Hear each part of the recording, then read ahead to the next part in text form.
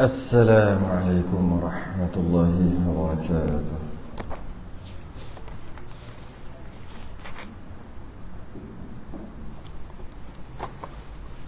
إن الحمد لله نحمده ونستعينه ونستهديه ونستغفره ونعوذ بالله من شرور أنفسنا ومن سيئات أعمالنا. من يهده الله فلا مضل له ومن يضلل فلا هادي له. أشهد أن لا إله إلا الله وحده لا شريك له وأشهد أن سيدنا محمدا عبده ورسوله. اللهم صل وسلم وبارك على سيدنا محمد الفاتح لما أغلق والخاتم لما سبق ناصر الحق حق والهادي إلى صراطك المستقيم. صلى الله عليه وعلى آله وأصحابه حق قدره ومقداره العظيم. اللهم نور بالكتاب بصري وأتلق بلساني واشرح بصدري واستعمل به جسدي بحولك وقوتك فإنه لا حول ولا قوة إلا بك. سبحانك لا علم لنا إلا ما علمتنا إنك أنت العليم الحكيم. ولا حول ولا قوة إلا بالله العلي العظيم. أما بعد. Alhamdulillah, kita rafa'kan kesyukuran. Terima kasih kita kepada Allah Ta'ala. Kita dapat sambung Kitab Badrut Tamam pada menyatakan hal ehwal Nabi hijrah ketika keluar daripada kita berhenti kat mana? Oh, setelah Nabi dah keluar ni, malam keluar tu. Setelah, sebab kita berhenti agak lama juga, sebulan, lebih sebulan kita berhenti, kita tangguh, rasanya lebih sebulan. Yang mana setelah mesyuarat dibuat untuk macam mana nak buat dengan Nabi ni, nak bunuh ke macam mana, maka dikumpulkan pemuda-pemuda daripada kabilah yang berbeza, diberi pedang, kemudian diberi upah 100 ekor unta siapa dapat bunuh, dan bunuh tu sama-sama bunuh Nabi. Ramai-ramai pemuda daripada kabilah yang berbeza bunuh Nabi ni serentak, supaya nanti nak dihukum, nanti mestilah kena hukum. Nak hukum nanti, nak hukum macam mana? Nak hukum semua. Bila nak hukum semua, sebab masing-masing nak bunuh Nabi secara serentak, itu rancangan daripada syaitan tu, iblis tu, yang menyerupai Syekh daripada Najdi. Kemudian maka ketua-ketua kabilah akan tak setujulah. Jadi kalau satu kabilah tu okey lagi, setakat lawan dengan Bani Hashim. Tapi ni ramai ni, kalau katalah 10 pemuda daripada 10 kabilah yang berbeza bunuh Nabi seorang, takkan nak hukum 10-10. Dia pandai, dia idea gitu. Maka dah lah tu dia bagi 100 ekor unta upahnya. Akhir sekali pada hari yang ditetapkan, pakat-pakat pergi cari Nabi. Tu kan, kalau ingat lagi lah, bulan lepas punya cerita. Kemudian pakat-pakat pergi cari tu, Nabi dapat tahu, Jibril turun bagi tahu, suruh Sayyidina Ali duduk tempat tidur Nabi. Nabi keluar pergi rumah Sayyidina Abu Bakar, dan Sayyidina Abu Bakar memang dah cadang 2 ekor kenderaan.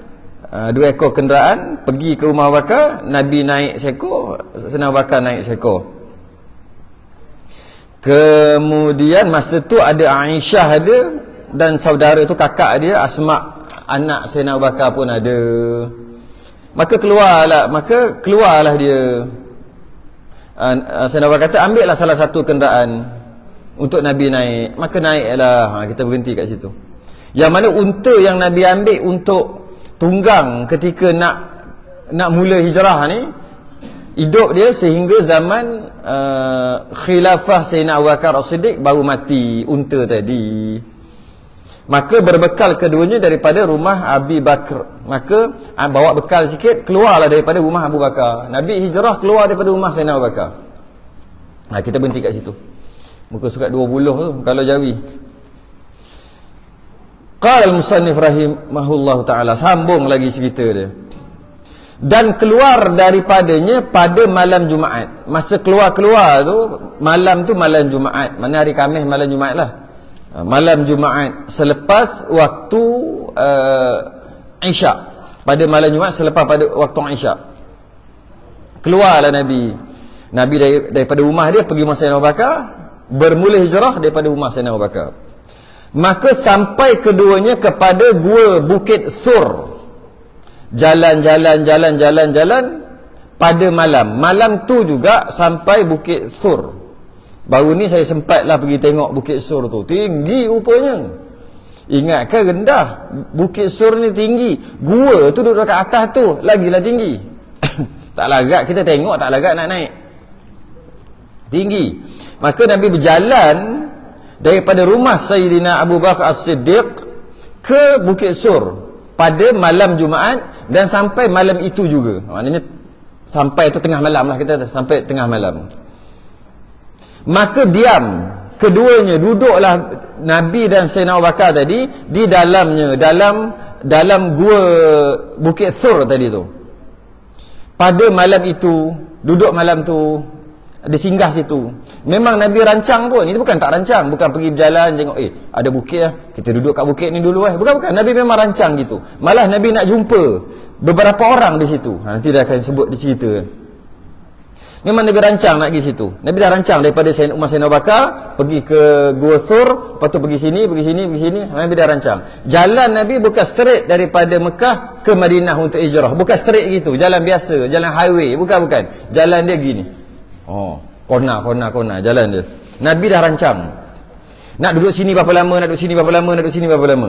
Nak lalu jalan tengah padang pasir ke, jalan tepi laut ke? Ada jalan tepi laut. Nabi dah cadang siap-siap dah.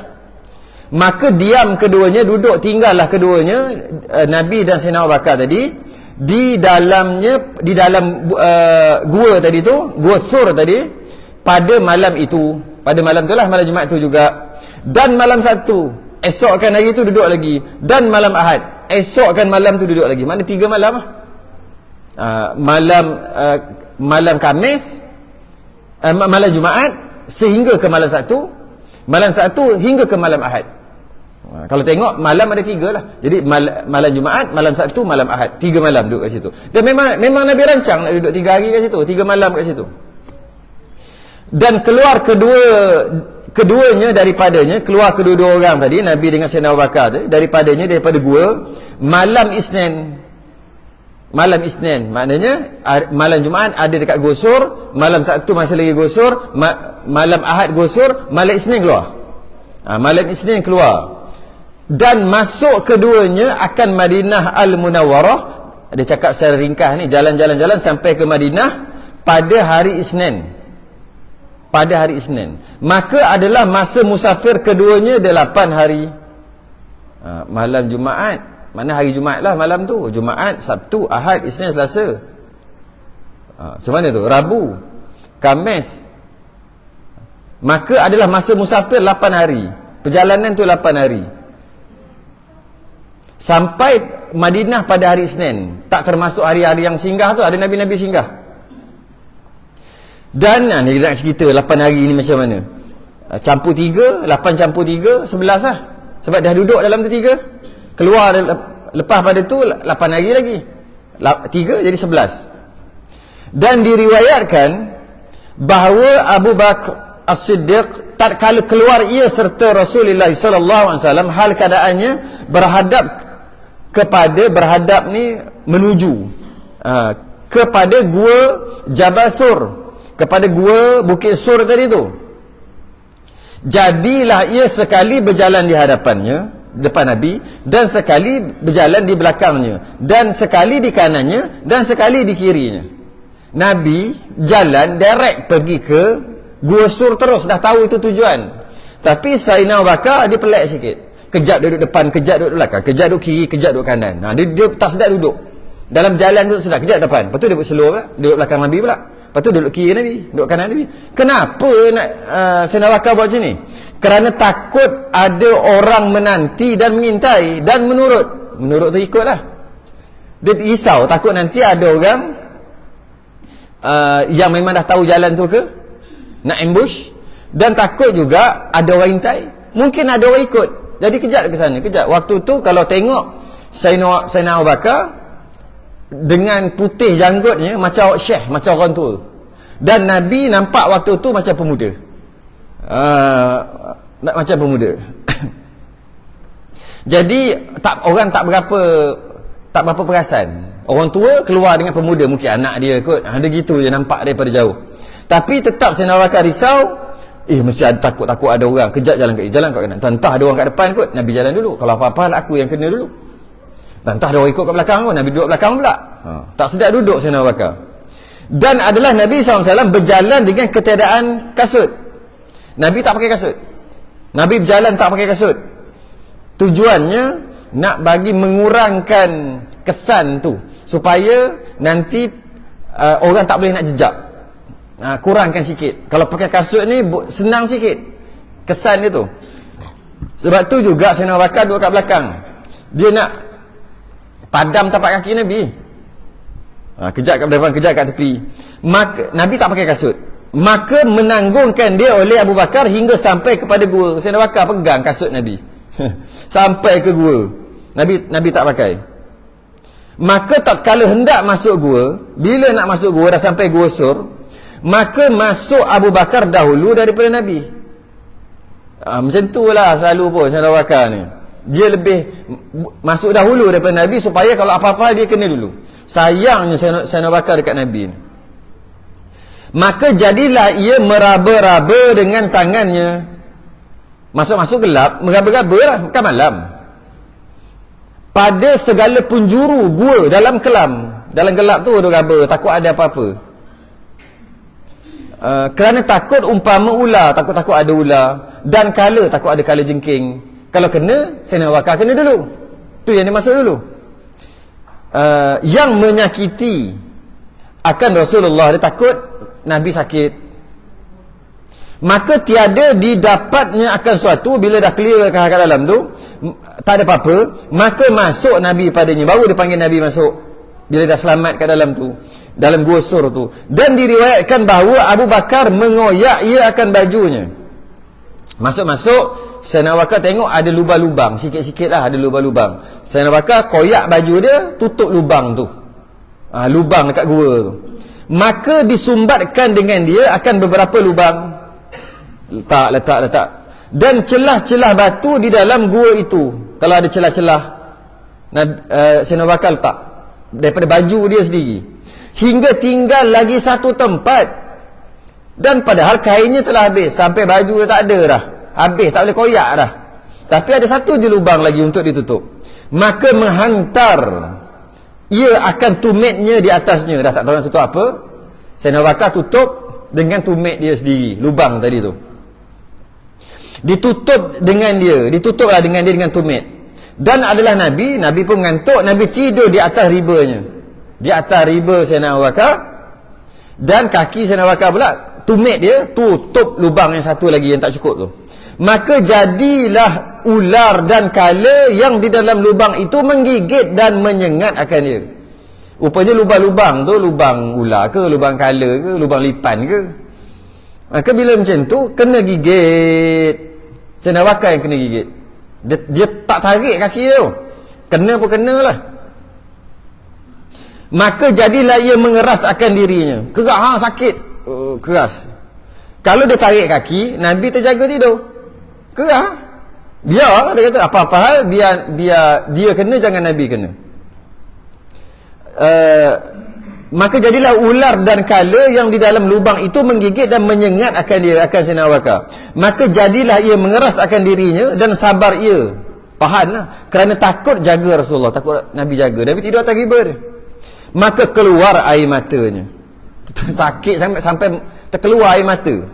Dan bertitik ia atas mukanya, muka Nabi. Jatuh apa hal pula hujan kat dalam gua ni. Maka terjaga Nabi jaga. Maka sabdanya, apa yang mengenai akan ni kau ni kenapa nangis tiba-tiba ni? Maka sahutnya, jawab Sayyidina Abu Bakar, telah disengat aku kena sengat. Maka berludah Nabi atasnya. Nabi tengok kat mana? Dekat tumit. Nabi berludah, maka hilangkan daripadanya sakitnya. Hilang terus sakit. Mujizat Nabi ludah, hilang pun sakit. Dan tatkala ketiadaan akan Nabi oleh Quraisy, bila Quraisy dah perasan Nabi dah tak ada, dah cari-cari dekat-dekat tu pun dah tak ada dah, menuntuti mereka itu akan dia daripada Mekah sebelah atasnya. Dia arahkan pemuda-pemuda tadi tu yang akan diupahkan dengan 100 ekor unta siapa dapat bunuh Nabi, yang diupah ni oleh musyrikin Mekah, yang dicadangkan oleh Iblis yang menyerupai seorang syekh, seorang lelaki tua. Maka Quraisy ni semua kata Nabi dah tak ada ni, cari ikut belah atas, ikut belah utara, sebelah atas Mekah. Cari-cari tak jumpa. Dan sebelah bawahnya, suruh saya ikut belah selatan pula, bawah, tak jumpa juga. Dan membangkit mereka itu akan Qafah. Dan bila tak jumpa tu, maka Quraisy tadi, yang ramai tadi, dia membangkit, dia cari seorang Qafah. Apa benda Qafah ni? Qafah ni yakni segala tukang menurut. Tukang menurut. Bahasa sekarang ni panggil apa? Tracker lah. Yang kalau kata kat dalam hutan tu, kalau ada orang hilang ke apa, ni ada orang pandai ni, orang asli ke apa ke, polis ke, yang pandai ni dia boleh tengok, ni dia jalan kat sini, dia boleh tengok tapak-tapak tu. Dia panggil Qafah. Carilah Qafah, tukang menurut, yakni segala tukang menurut. Ramai, bukan seorang.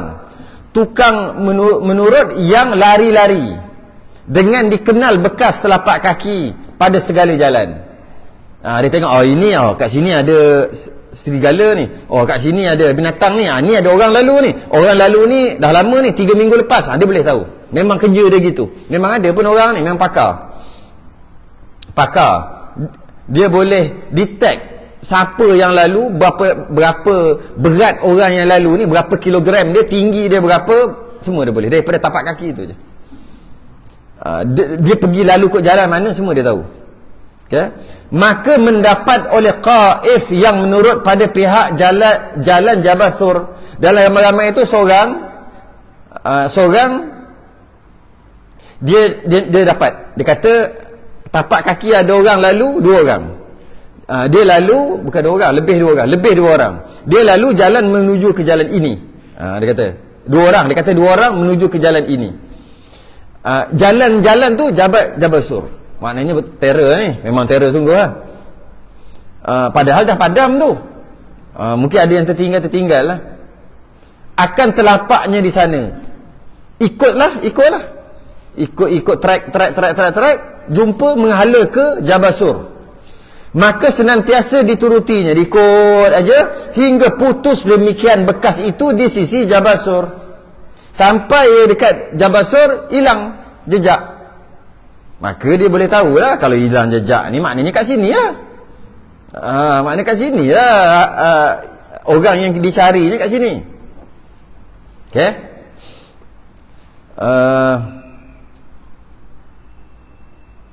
Dan telah jadi masyaqqah atas mereka itu keluarnya.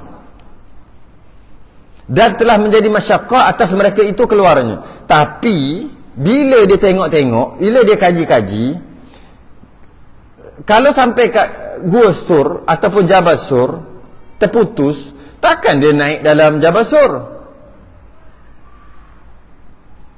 Pelik, sebab ada perkara yang tak memungkinkan Nabi naik ke situ.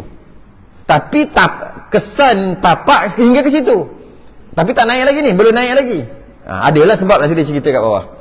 Kenapa dia cerita ni? Kenapa yang tracker ni dia macam tak percaya ke sini, tapi kesannya sampai sini aja, tak ada tempat lain dah, situ aja. Tapi tak logik. Kenapa tak logik? Dia cerita sini. Jadi masyaqqah, jadi pelik pula dia. Dan menjadi mereka itu pengupah bagi mereka mengembalikan dia 100 jamal. Dan dipanggil lah balik. Dah jumpa di situ, dipanggil lah yang Diupah 100 jamal ni, 100 unta. Siapa yang dapat bunuh Nabi, yang kata pemuda-pemuda, dia panggil semua mari sini. Abu Jahal panggil, mari kat sini. Sebab kemungkinan besar naik ke sini. Tapi itulah pelik sikit, macam tak logik pula. Tapi kita terkenal orang yang cari tapak kaki tadi, yang pengesan tadi memang terkenal. Cuma tak logik sikit. Apa-apa pun kita panggil dulu. Dia panggil semua datang ke situ, yang nak bunuh Nabi ni. Dan tak kala masuk Nabi, kenapa dia orang jadi macam masyaqqah, jadi macam masalah pula? Sedangkan kalau dah jumpa dekat situ, tapak Nabi yang terakhir, situ je. Kenapa pula jadi susah sangat nak masuk ni? Kenapa? Ni kerana apa? Dan tak kala masuk Nabi akan gua, Nabi masuk je gua, yang cerita tadi Nabi masuk gua Thur tadi, menumbah Allah atas pintunya akan pohon kayu Ummu Ghailan. Terus bila Nabi masuk, Allah tumbuhkan terus pokok, nama pokok tu Ummu Ghailan, emak antu. Budak masa sekarang ni macam pokok bergantu lah. Kau yang maya kan, macam pokok bergantu macam tu. Orang tengok pokok tu seram je. Tu pokok kayu tumbuh kat situ. Dan nak tumbuh tu dia makan masa. Dia bukan boleh tumbuh dalam sehari 2 hari. Dia makan masa bertahun baru boleh tumbuh pokok besar tu. Allah terus tumbuhkan kat depan tu. Maka menudunglah ia akan gua daripada mata manusia. Maka tak nampaklah pintu gua. Tak nampak pintu gua sebab pokok tadi tu rimbun sangat. Dan datang 2 ekor burung merpati yang liar keduanya. Datang pula burung merpati yang liar, bukan burung merpati orang pera ni, yang liar. Datang keduanya, maknanya 2 ekor, berdiri pada keduanya pada pintu gua. Berdiri kat situ, duduk kat situ. Kalau ada orang masuk, mesti burung tu terbang. Duduk kat situ lah. Dan diriwayatkan bahawa keduanya bertelur di sana. Siap buat sarang, siap bertelur lagi.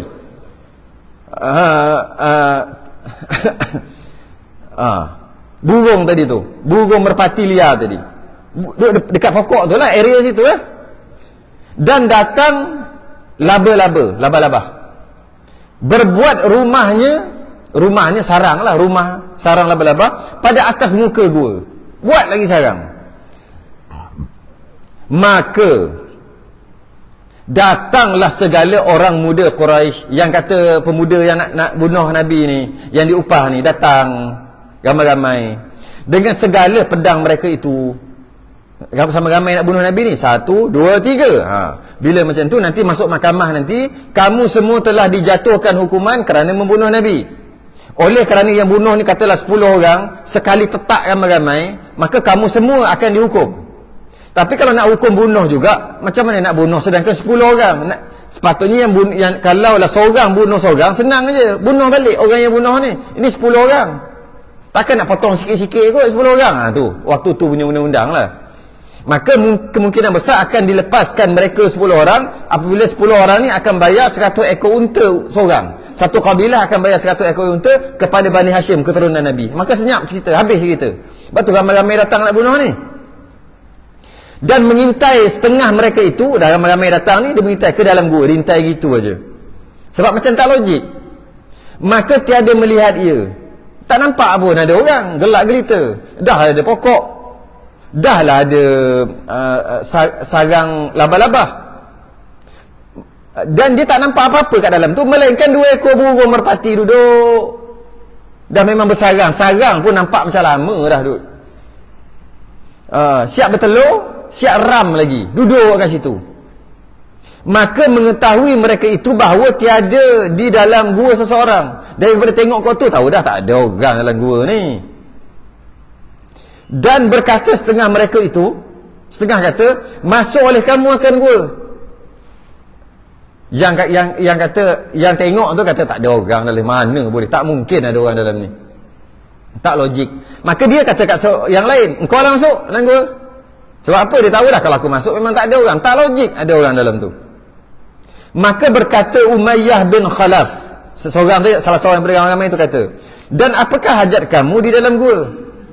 Kau suruh aku masuk buat apa dalam ni? Kau tak nampak ke bahawa ada padanya laba-laba terlebih dahulu daripada diperanakkan Muhammad? Kalau kau tengok laba-laba ni punya sarang, sebelum Muhammad lahir dah ada dah sarang laba-laba ni. Nak beritahu tebalnya, tak mungkin orang masuk. Dia kata gitu. Kalau kau tengok pada cara sarang ni, sebelum Muhammad tu lahir, dah ada dah sarang ni. Nak kita tebalnya sarang tu. Dengan ada pokok besar. Sebelum Muhammad ada pokok ni pun dah tumbuh dah. Dah ada. Maka tak jadi masuk. Padahal Sayyidina Abu Bakar kata, kalau diorang tu angkat jenguk sikit aja, nampak dah kaki. Dah nampak kaki Nabi dengan kaki dia. Dan diriwayatkan bahawa Sayyidina Abu Bakar As-Siddiq tatkala melihat ia akan segala orang yang menurut daripada orang muda-muda kufar dengan segala senjata, kata Sayyidina Abu Bakar cerita, ketika Sayyidina Abu Bakar ni tengok, ramai datang, nampak ramainya datang yang muda-muda kufar ni, yang diupah ni dengan segala senjata. Mereka itu Sayyidina Abu Bakar nampak telah datang mereka itu ke pintu gua. Kan dia duduk kat pintu gua, duduk bercakap, engkau lah masuk. Kan? Aku rasa tak logik dia ada duduk bercakap-cakap ni. Dan bersangatanlah duka citanya Abi Bakar. Duka citalah dia. Habislah tak ada apa dah lah. Bersembah ia kepada Rasulullah. Dia pun cakap kepada Rasulullah dengan katanya, jikalau dibunuhkan per hamba, kalaulah diorang ni bunuh aku, kata Sayyidina Abu Bakar, maka sesungguhnya per hamba seorang lelaki juga. Aku mati habis cerita kalau dibunuh aku, diceritakan Nabi. Jikalau dibunuhkan per hamba, jikalau dibunuhkan tuan hamba, ya Rasulullah, kalaulah dibunuh kamu ya Rasulullah, niscaya binasa umat ni. Kalau dibunuh aku, habis aku tak ada, mati habis cerita. Tak memberi kesan apa-apa pun. Tapi kalau dibunuh kamu ya Rasulullah, niscaya binasa umat ni, kata Sayyidina Abu Bakar. Maka sabda Rasulullah sallallahu alaihi wasallam baginya, Nabi pun cakap, jangan engkau duka cita bahawa Allah serta kita. Jangan duka cita, Allah bersama kita. Dan dirakamkan ayat ni dalam Quran. La tahzan innallaha ma'ana. Jangan kau risau, jangan kau duka cita, Allah bersama kita, kata Nabi. Ada cerita ni dalam Quran. Dan menurunkan Allah akan ketetapannya atasnya. Allah dah takdirkan kita akan selamat. Jangan risau wahai Sayyidina Abu Bakar As-Siddiq, jangan risau. Kemudian legalah Sayyidina Abu Bakar. Dah Nabi cakap macam tu, legalah dia. Dan adalah Abdul Rahman, anak Abi Bakar As-Siddiq. Anak Abu Bakar ada seorang nama Abdul Rahman. Ada riwayat lain mengatakan bukan Abdul Rahman, Abdullah bin Abu Bakar. Riwayat lain mengatakan Abdul Rahman bin Abu Bakar. Tak kisahlah, anak Sayyidina Abu Bakar lah. Serta kecil umurnya, masa tu kecil lagi, remaja. Datang ia akan keduanya pada tiap-tiap malam dengan khabar Quraisy. Anak Sayyidina Abu Bakar ni sebab dia kecil, orang tak peduli kat dia. Dia pergi kat pasar-pasar, dengar cerita, jadi spy. Jadi spy. Dengar cerita, orang tak peduli, budak kecil. Dengar dan lepas dia dengar apa Quraisy cakap, dia pergi tiap-tiap malam. Datang ia pergi ke Gua Thur tu tiap-tiap malam dengan khabar Quraisy, bawa cerita. Orang Quraisy kata gini ayah. Orang kata gini. Dia datang tiap-tiap malam. Kalau siapa tengok Bukit Thur tu, Allah, memang saya tengok pun memang tak selera nak naik. Mesti penatnya. Ni budak ni. Budak. Datang naik hari-hari, tiap-tiap malam, bukan hari-hari lah, tiap-tiap malam selama 3 malam tu. Cerita tentang rancangan apa yang dia dengar, apa Quraisy nak buat. Kemudian pulang ia ke negeri pada waktu sahur. Malam dia keluar, katalah lepas maghrib, lepas isyak dia keluar pergi ke Gua Thur, jumpa ayah dia. Malam waktu subuh tu dia balik, dia sampai-sampai waktu sahur, sampai-sampai. Maka seolah-olah ia bermalam pada Mekah. Jadi orang tak perasan, ingat dia duduk sebab apa? Di masa malam tu dia ada, pagi esok pun dia ada. Sedangkan sebenarnya dia tak ada pun dekat Mekah. Dia pergi ke Gua Thur. Pandai dia keluar malam, tengah-tengah malam tu. Maka seolah-olah ia bermalam pada Mekah. Dan adalah Amir anak Fuhairah. Amir bin Fuhairah. Sahaya bagi Abi Bakar. Ada seorang hamba Sayyidina Abu Bakar. Tugas dia apa pula? Datang ia akan keduanya pada tiap-tiap malam. Dia datang juga tiap-tiap malam. Tadi tu anak Sayyidina Abu Bakar, ini hamba Sayyidina Abu Bakar. Dengan makanan keduanya, bawa makanan. Nabi nak makan apa? Nak keluar suka-suka tak boleh, ada orang nak cari ni. Bawa makanan. Keduanya daripada Laban. Makanan daripada Laban. Laban ni susu lah. Bawa makanan daripada Laban. Bawa susu ke, bawa apa ke, makan makanan, roti sebagainya. Hamba Sayyidina Abu Bakar ni. Itu pun datang tiap-tiap malam bagi makan. Dan nanti hamba dia ni akan bertiga pergi hijrah. Bertiga tu, bukan berdua dengan Sayyidina Abu Bakar. Campur juga seorang ni. Dan ada seorang lagi. Siapa seorang lagi yang datang pergi hijrah dengan Nabi? Orang kafir. Tengok siapa dia disebut di bawah ni. Dan telah menyewa Nabi. Nabi sewa, Nabi upah seseorang. Menyewa Nabi dan Sayyidina Abu Bakar. Sayyidina Abu Bakar dan Nabi pergi upah. Menyewa tu upah orang pandai. Akan Abdullah bin Al-Uraiqith. Ada katanya dia ni Yahudi. Orang Yahudi. Sewa Abdullah bin Al-Uraiqith. Abdullah bin Al-Uraiqith. Tu nama dia. Dia ni pakar jalan juga. Pakar jalan, pakar menjejak juga dia ni. Maka Nabi minta tolong, bukan minta tolong, upah, supaya menunjuk ia akan keduanya akan jalan. Nak dia punya idea, kita lalu jalan ni macam mana, lalu jalan macam ni, kena kita nak lalu kat jalan ni, kat mana, shortcut dekat mana, kat mana, nak tanya dia. Nabi minta tolong orang kafir. Nabi minta tolong orang kafir, ataupun minta upah, ataupun mengupah orang kafir untuk tunjuk jalan. Benda ni benda besar. Silap-silap orang kafir tu macam mana kalau dia pecah rahsia? Menunjuk ia akan keduanya akan jalan, dan menolak keduanya akan dua kenderaan kepadanya. Naik kenderaan bersama seorang lagi ni, Abdullah bin Al-Uraiqith. Tu nama dia, Uraiqith tu.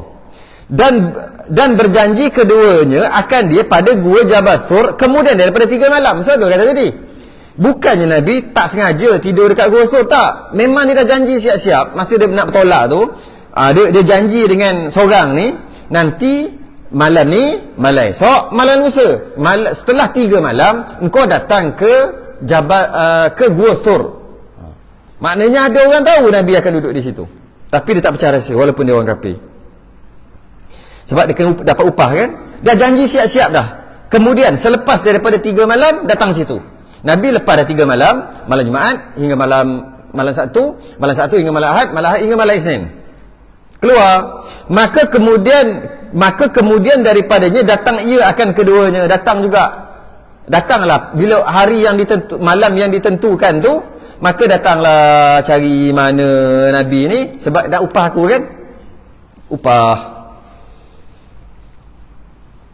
Dan keluar keduanya berjalan sekalian. Dan keluar keduanya, saya nak wakar dengan Nabi, dan berjalan sekalian serta mereka itu Amir ibnu Fuhairah. Amir ibnu Fuhairah tadi tu, Amir ibnu Fuhairah adalah hamba Sayyidina Abu Bakar. Jadi maknanya 3 orang campur hamba Sayyidina Abu Bakar, campur penunjuk jalan ni jadi 4 orang.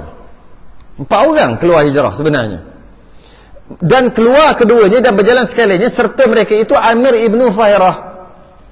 Amir ibnu Fuhairah ni hamba Sayyidina Abu Bakar tadi, ikut sekali. Jadi 4 orang, dan mengambil mereka itu akan jalan sebelah laut. Dia dengar penunjuk jalan ni. Dia kata, setelah aku kaji-kaji, jalan ikut sebelah laut paling selamat. Kerana baru-baru ni orang dah cari sebelah laut dah. Dan diorang tak akan datang kali kedua untuk cari, sebab diorang dah cari. Diorang akan cari belah sini. Adalah rancangan yang dia buat. Okay. Lalu jalan sebelah laut. Dan antara mereka itu, bukan jalan dalam laut, bukan. Sebelah laut, kat pantai. Jalan kat pantai. Dan antara mereka itu,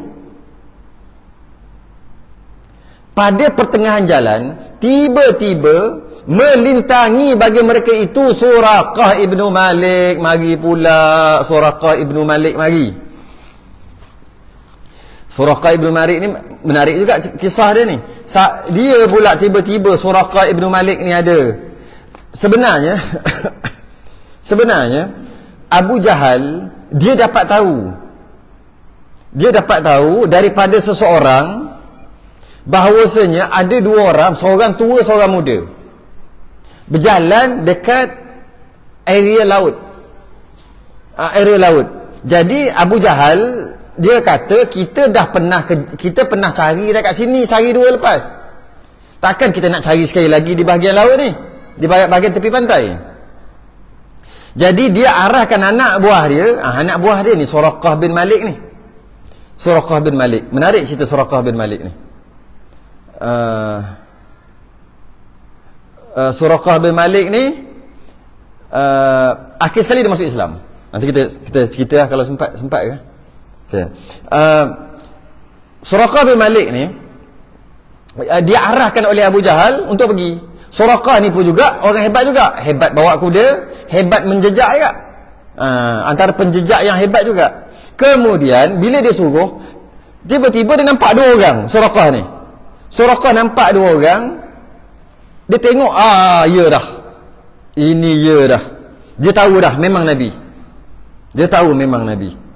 Dan dia diupah juga. Kalau siapa dapat tangkap 100 ekor unta. Suraqah ni. Cuma tengok ayat dia menarik kat sini. Tiba-tiba melintangi bagi mereka itu oleh Suraqah ibnu Malik. Suraqah ibnu Malik nampak Nabi berjalan dua. Sayyidina Abu Bakar perasan ada orang ikut. Baru je Suraqah tu nak dekat, Nabi doa, ya Allah selamatkan aku sebagainya. Maka terjeruh bahasa dulu. Maka terjeruh terbenamlah.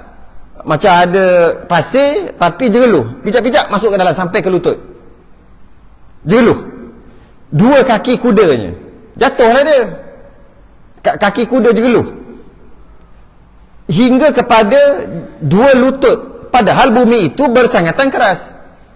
Padahal bukan pasir dekat atas sikit je, bawah tu semua batu. Pergi sikit, patutnya bila kerah macam tu macam mana boleh jerelus? Tapi jeruh, jatuh.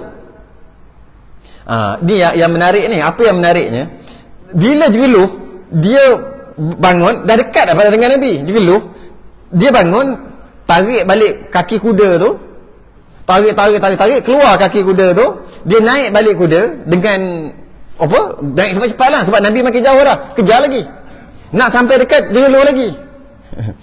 Dia turun balik, tarik balik kaki kuda dia, tarik, terkeluar dah, Nabi jauh balik, dia naik lagi. Macam tu lah kerja dia. Beberapa kali, banyak kali jatuh, menggelupur dia naik. Siapa ni? Suraqah. Tok kita dulu, dia ambil daripada nama Suraqah tu lah, daripada yang dia kata nafsu serakah tu. Nafsu serakah tu Suraqah lah pada waktu tu.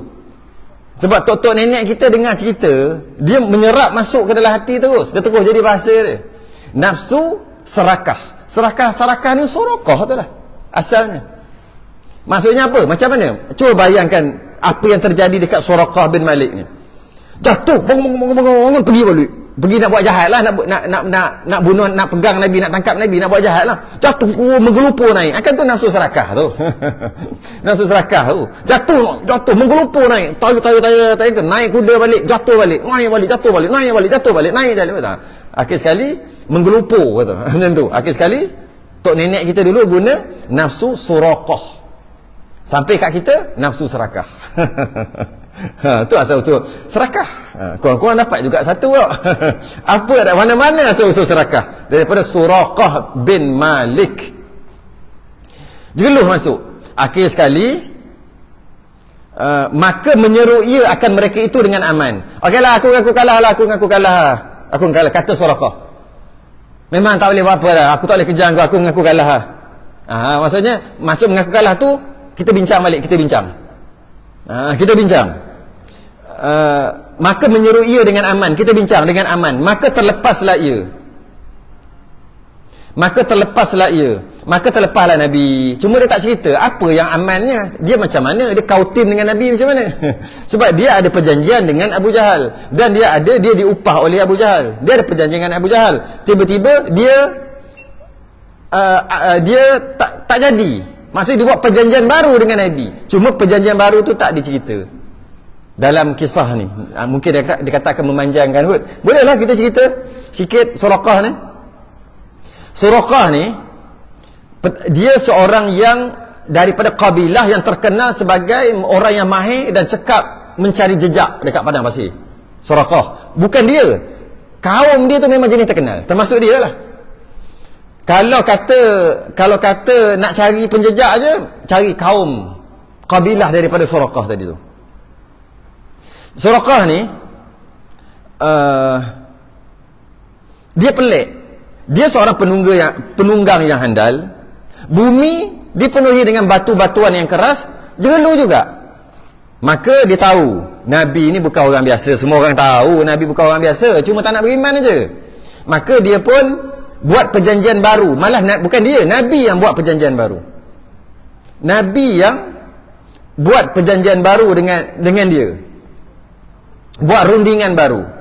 Nabi tanya dia, berapa orang bayar kau untuk aku, untuk tangkap aku? 100 ekor unta. Itu ganjaran yang aku akan dapat. Sekarang ni kau kata nak buat perjanjian baru dengan aku, sebab kau tak boleh kejar. Kau kejar, aku jatuh. Kau kejar, kau jegeluh. Akhir sekali bila tak niat nak kejar, maka elok je, tak ada jegeluh pun. Sebab Nabi doa. Dia kata 100 ekor unta je, sikitnya, rendahnya kau punya harga. Nabi buat rundingan. Nabi pun pakai rundingan juga. Dia ni pun pakai rundingan juga. Sikit aja. Macam ni lah. Engkau anggap tak pernah jumpa aku, engkau balik-balik, senyap-senyap je. Engkau anggap tak pernah jumpa aku, kata Nabi, aku tawarkan kat engkau mahkota Raja Parsi. Tak dulu tu. Termasuk jubah dan sebagainya, dia punya pakaian kebesaran. Raja Parsi. Waktu tu Raja Parsi memang duk gagah-gagah lagi.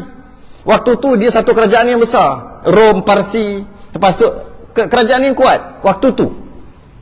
Mula-mula dia kata, engkau keluar hijrah pun selas pinggang.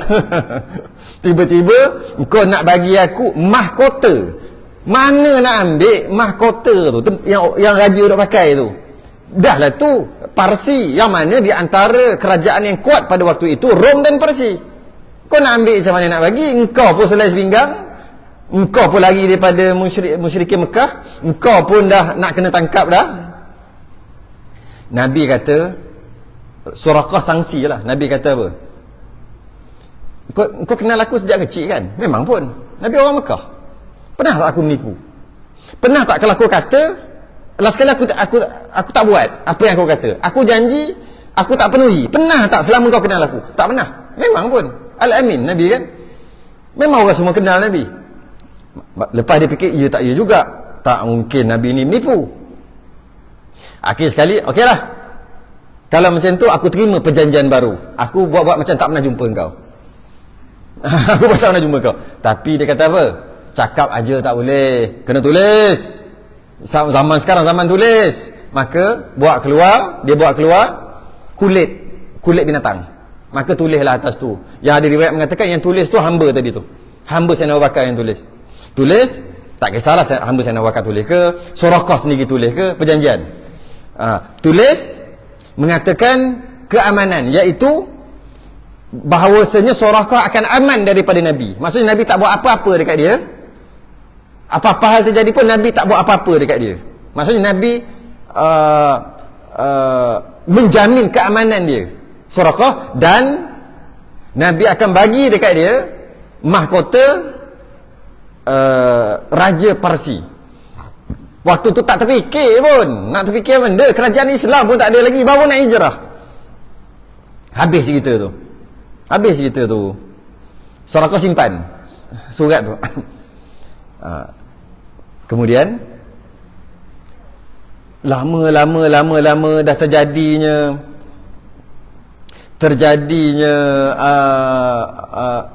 kerajaan Islam yang pertama. Suraqah simpan je lah.